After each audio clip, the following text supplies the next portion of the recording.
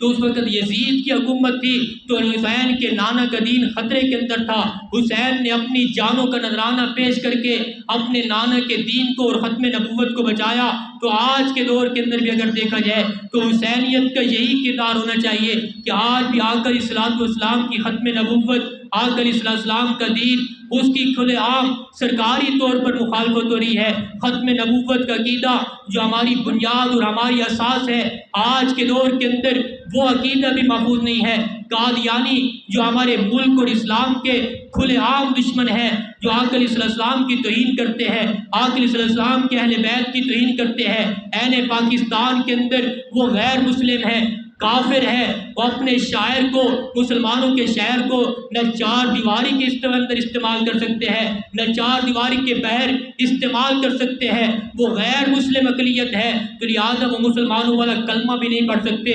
مسلمانوں والی قربانی بھی نہیں کر سکتے، مسلمانوں والی اذان بھی نہیں دے سکتے، مسلمانوں والا قرآن بھی نہیں پڑھ سکتے، کیونکہ غیر مسلم ہے۔ اگر چار دیواری کے اندر کریں گے مجرم ہوں گے، اگر چار دیواری کے بہر کریں گے تب بھی مجرم ہوں گے۔ لیکن ہمارے ملک پاکستان کی عدالتیں، ہمارے ملک پاکستان کی سپریم کورٹ جو بڑی عدالت ہے، وہ کیا فیصلہ دیتی ہے؟ 24 جولائی 2024 کو ہماری سپریم کورٹ کے سربراہ قاضی فیض عیسیٰ کا یہ فیصلہ آتا ہے، 5 رکنی بینچ کا یہ فیصلہ آتا ہے کہ قادیانی اپنے ارتداد کی، اپنے باطل عقیدے کی اگر چار دیواری کے اندر اشاعت کرنا چاہتے ہیں، شاعر اسلام کی توہین کرتے ہیں، پیغمبر اسلام کی توہین کرتے ہیں، تو لہٰذا ان پر کسی قسم کی کوئی سختی نہیں کی جائے گی، کسی قسم کا کوئی نوٹس نہیں لیا جائے گا، جو کہ آئین پاکستان کے بالکل خلاف ہے، جو سپریم کورٹ 1993 کے اندر فیصلہ دے چکی ہے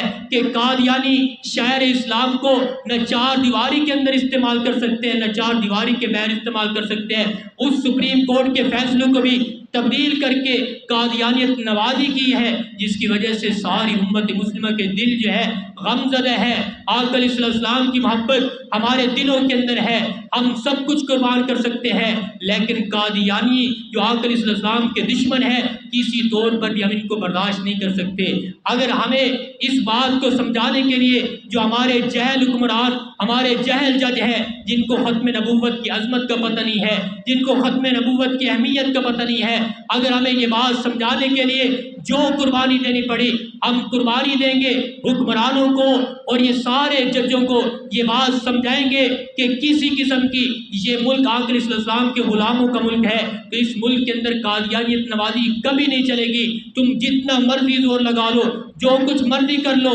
لیکن جب تک آقا علیہ السلام کے غلام، آقا علیہ السلام کی ختم نبوت کے جیالے یہاں ملک پاکستان کے اندر موجود ہے، تم ختم نبوت کے عین کے اندر کسی قسم کی کوئی تبدیلی نہیں کر سکتے۔